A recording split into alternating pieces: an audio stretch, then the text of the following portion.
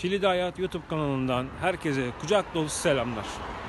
Son zamanlarda sıkça aldığım sorulardan biri olan Şili'de ne iş yapabiliriz? Şili'de nasıl çalışabiliriz? Geçim kaynağımızı nasıl sağlayabiliriz? Bununla ilgili birçok soru aldım. Öncelikle şunu belirtmeliyim ki Şili gerçekten de fırsatlara çok açık bir ülke. Burada yapacağınız her iş sizi fazlasıyla mutlu edebilecek bir iş kolu olabilir. Şili'de her caddede kum gibi hot dogcu var. Yani burada completo italiano diyorlar. Ama bunun İngilizcesi veyahut da bizim bildiğimiz tabiriyle hot dog. Mesela benim bir arkadaşım var burada. 4 yıldan beri o da Şili'de yaşıyor. Kendisi Mısırlı. Türk değil. Mısır'dan gelmiş buraya çocuk. Mesela onun da ufak bir yeri var mesela. Eğer açıksa size bugün onu gösteririm ben. O da mesela 2 yıldan beri burada hot dog satıyor. Umarım açıktır. Bugün size onu gösterme şansım varsa eğer gösteririm. Mısır'dan gelmiş buraya 4 sene evvel ve çocuk 2-3 senedir bu işi yapıyor. Eğer tabii ki de buraya gelip burada bu işleri yapmak isterseniz tabii ki de yani önünüz açık. Tabii ki de yapabilirsiniz yani.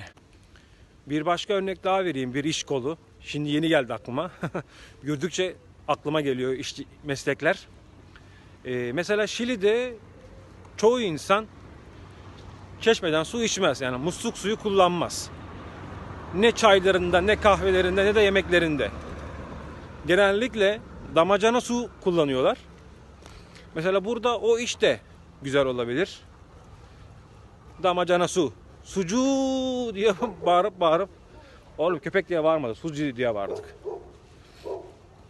Tabii işte dil farklılığı olduğu için suyu bunlar başka türlü anlıyorlar. Suculuk da olabilir yani.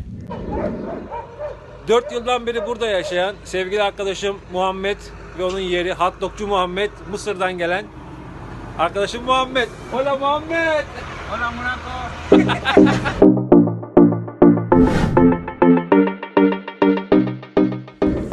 Muhammed'in yeri böyle. Mis Habibi. Gördüğünüz gibi bunları yapıyor arkadaşım.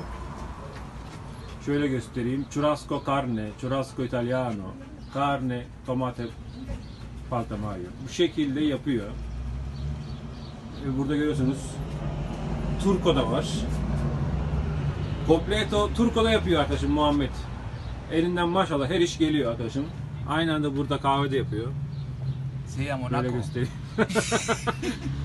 Adama konuşa Türkçe küfür de öğrettik. Muhammed, ¿cómo estás? Bien a Monaco y tú.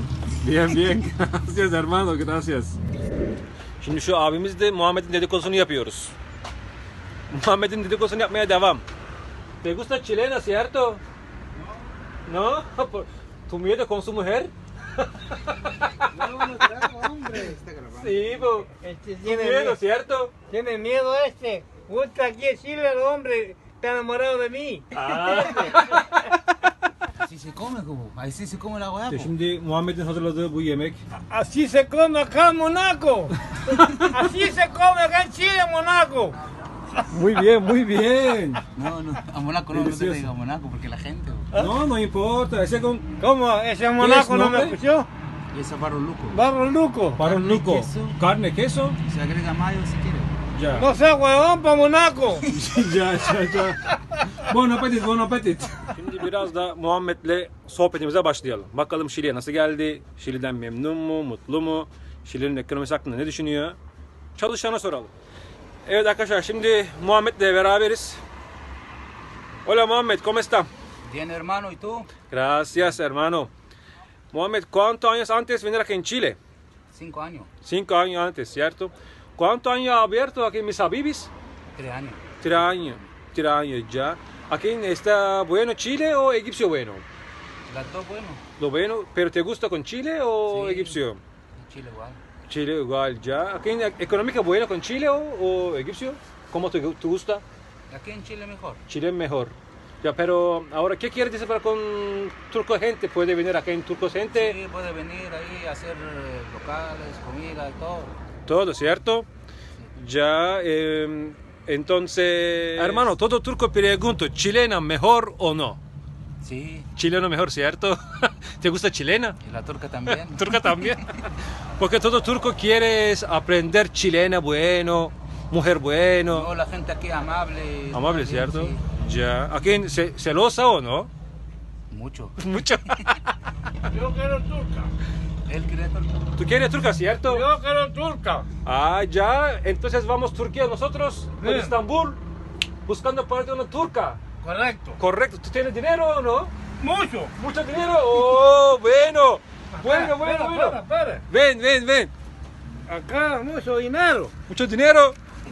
Mucho, Mira, mucho, oh, mucho, millonario. Sí, a Monaco. Mucho dinero. Compro turca. ¿Compra turca? Ya, bueno. Ya, a Monaco, Si muchísimas quieres vender, gracias. hermano, la compro. Gracias, hermano. De nada, hermano. Ya. Saludos a todos. Ciao Türkitos. Tabii şunu da belirtmek isterim. Eğer herhangi bir mesleğiniz varsa, bu berber olabilir, bu diş hekimi olabilir, bu veteriner olabilir, kaynakçı olabilir, elektrikçi, yani herhangi bir mesleğiniz varsa onu burada da devam ettirebilirsiniz. Görüyoruz son zamanlarda Türkiye'den birçok doktor başka ülkelere taşınıyor. O yüzden hani bu doktorluğu ve diş hekimini ön planda söyledim. Çünkü burada gerçek anlamda birçok iş fırsatı elde bulabilirsiniz. Şöyle göstereyim. Mesela şu karşıdaki gördüğünüz yer çiçek satıyor. Bu karşımızda gördüğünüz yer dişçi. Ama sonuçta adamların kendi evi. Yani burada birçok fırsatı tabii ki de kendiniz sağlayabiliyorsunuz. Karşımda gördüğünüz yer mini market. Onun bir yanı sushi. Onun bir yanı tekrardan bir market.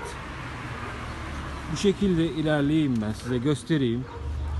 Gördüğünüz gibi yemekçi, Peru yemeği, onun yanındaki sandviç, onun yanındaki gene sushi, onun yanındaki sushi, onun yanında gördüğünüz gene bir ufak bir mini market tarzı bir yer. Yani hem un hem mermelat, işte reçel, ondan sonra diğer ürünü satan bir yer. Ondan sonra bir yanda gene bir yemek restoran yeri. Onun yanında gene bir mini market. Botelleria diyorlar ama botelleria dedikleri yerde alkol ve sigaranın satıldığı yer. Öyle söyleyeyim. Onun bir yanındaki yer berber. Yani daha doğrusu kuaför. Bayan kuaförü, öyle söyleyeyim. Bu şekilde birçok şu cadde mesela boydan boya doğru birçok marketin, iş yerinin veyahut da ürünlerin olduğu bir yer. Birçok insanın kendi adına açtığı yer. Burada bir mini market daha var. Burada bir yemek yeri daha var. Sushici var. Şöyle göstereyim ben size. Bir mini market burada var. Dediğim gibi bir mini market gene yanında var. Yani birçok firma yan yana. Burada gördüğünüz gibi bir boteleriacı var. Bu da alkol ve sigaranın satıldığı yerler. Şu an gerçi kapalı ama şöyle görüyorsunuz, karşılıklı yani. Yani söylemek istediğim, burada gerçek anlamda kendinize bir iş kolu seçebilir ve bu iş kolu önünden kendinize burada bir hayat kurabilirsiniz. Tabii bu örnekleri çoğaltabiliriz. Mesela benim Türkiye'den gelecek olan ve hani herhangi bir vasfı sahip olmayan, şöyle söyleyeyim, geçerli bir mesleği olmayan, diş hekimi olabilir, doktor olabilir, ya da elektrikçi veyahut da maden işinde çalışan, güneş enerjisi paneli işini bilen, herhangi böyle bir mesleğe sahip olmayan veya olup da farklı bir kol denemek isteyen, farklı bir iş kolu denemek isteyen arkadaşlara tavsiyem, mesela burada çok revaçta olan bir meslek var. O da berberlik, erkek berberliği. Burada genellikle erkek berberliğini yapan insanların %90'ı benim gördüğüm Kolombiyalı veya da Venezuelalı. Yani %90'ı. Ve gerçekten de güzel de para kazanıyorlar. Yalan da değil. Hem dansını ediyorlar, hem saçınızı kesiyorlar. Güzel bir iş kolu olabilir Türkiye'den gelecek olan arkadaşlara. Mesela gene bir market var burada. Görüyorsunuz, mini market.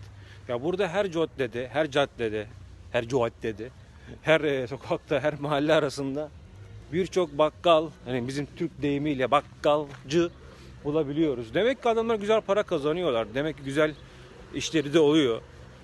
Ki bu şekilde devam ettiriyorlar. Güzel. Şu arkamda gördüğünüz şurası mesela bir berber. Yani berber dediğim daha çok kuaför, yani bayan kuaförü. Gerçi burada bayan erkek fark etmiyor. Çünkü herhangi bir berbere gittiğinizde ve kuaföre gittiğinizde saçınızı bayanlar da kesebiliyor yani. Yani Türkiye'deki gibi bayanı bayan, erkeği erkek, öyle bir şey söz konusu değil.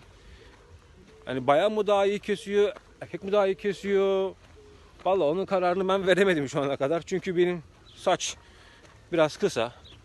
Makineyi alıyor adam, direkt cart cart cart 2-3 dakikada bitiriyor benim tıraşı. Postalıyor eve. Çünkü çoğu berberde, yani buranın şu an %90'ında daha doğrusu saç yıkama gibi bir alışkanlıkları yok. Berber sektöründe daha doğrusu burada. Belki bayan kuaföründe vardır ama erkek berberlerinin %90'ında, hatta %99'unda böyle bir seçenek yok maalesef. Mecbur saçımızı kestirip gidip evimize kendimiz yıkıyoruz. Ucuza da geliyor öyle söyleyeyim. Ama gene iyi yani, Türkiye'den buraya gelip burada daha rahat bir şekilde para kazanacak. Ya çünkü sonuçta saç şekilleri belli. Modeller belli. Çünkü adam modellere bakıyor ve direkt bu modeli istiyorum diyor. Kesiyor gidiyor mesela. Eğer böyle bir yeteneğiniz, böyle bir vasfınız varsa bunu ben size burada önerebilirim. Gerçekten burada güzel paralar kazanabilirsiniz. Berberlik işinde daha doğrusu. Öyle söyleyeyim. Burada gene bir market var. Bu abimiz tüpçü abimiz. Tüp satıyor. Lipigaz. Bizde de Milangaz var dayı. Ha. Mesela şurası gene bir mini marketçi. Burası lastikçi. Hem de basketbol yeri. Yani fırsatlar çok fazla. Şurası, şu an yürüdüğüm yol ara bir cadde. Yani ana bir cadde de değil. Mesela şurada bir mini market var. Hemen direkt şurada bir mini market var. Az ileride gene bir mini market var. Yani 100 metre ile içerisinde şurada gene bir mini market var. Bakın 1, 2, 3, 4. Yani 100 metre içerisinde nereden baksanız 4-5 tane bir market gördük yani. Bu da beyaz köpeği. Bağırma abicim ya. Evet arkadaşlar. Kanalıma abone olmayı, beğeni ve yorum yapmayı lütfen unutmayınız. Hepinize kucak dolusu selamlar, sevgiler. Hoşça kalın. Bye bye.